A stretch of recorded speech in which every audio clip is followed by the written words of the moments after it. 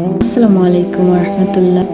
আপনি কি জানেন যাদের আল্লাহ তাআলা শিশুকালেই নবুয়তের দায়িত্ব দান করেছিলেন তারা কে কে?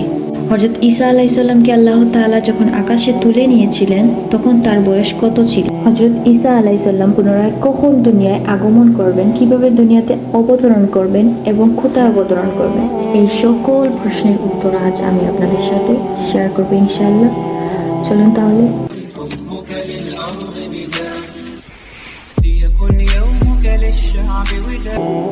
যাদেরকে আল্লাহ তাআলা শিশুকালেই নবুয়তের দায়িত্ব দান করেছিলেন তারা কে কে? উত্তর, তারা হলেন দুইজন ব্যক্তি, এক হযরত ইয়াহিয়া আলাইহিসসালাম এবং দুই হযরত ঈসা আলাইহিসসালাম। হযরত ঈসা আলাইহিসসালামকে আল্লাহ তাআলা যখন আকাশে তুলে নিয়েছিলেন তখন তার বয়স কত ছিল? উত্তর, এ সম্পর্কে দুটি মন্তব্য রয়েছে। এক, হযরত ঈসা আলাইহিসসালামের বয়স তখন 33 বছর ছিল, দুই 120 বছর ছিল। হযরত ঈসা আলাইহিসসালাম পুনরায় কখন দুনিয়ায় আগমন করবেন, কিভাবে দুনিয়াতে অবতরণ করবেন এবং কোথায় অবতরণ করবেন?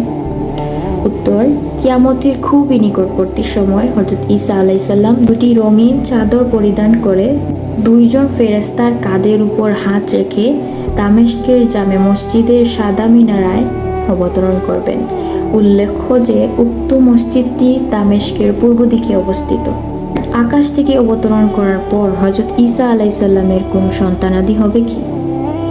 উত্তর, হযরত আব্দুল্লাহ ইবনে ওমর রাদিয়াল্লাহু তাআলা আনহু এর বর্ণনায় রাসূল সাল্লাল্লাহু আলাইহি সাল্লাম বলেন যে হযরত ঈসা আলাইহিসসালাম দুনিয়ায় আগমন করবেন এবং বিবাহ শাদীও করবেন যাতে তার সন্তানাদিও হবে। হযরত ঈসা আলাইহিসসালাম দুনিয়ায় আসার পর কতদিন পর্যন্ত জীবিত থাকবেন এবং তার দাফন কোথায় হবে?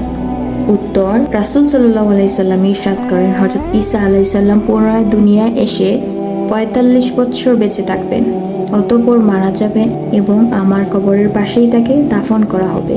তাই কিয়ামতের দিন আমি এবং হযরত ঈসা আলাইহিসসালাম হযরত আবু বকর রাদিয়াল্লাহু তাআলা আনহু ও হযরত ওমর রাদিয়াল্লাহু তাআলা আনহু এর মাঝে উঠব।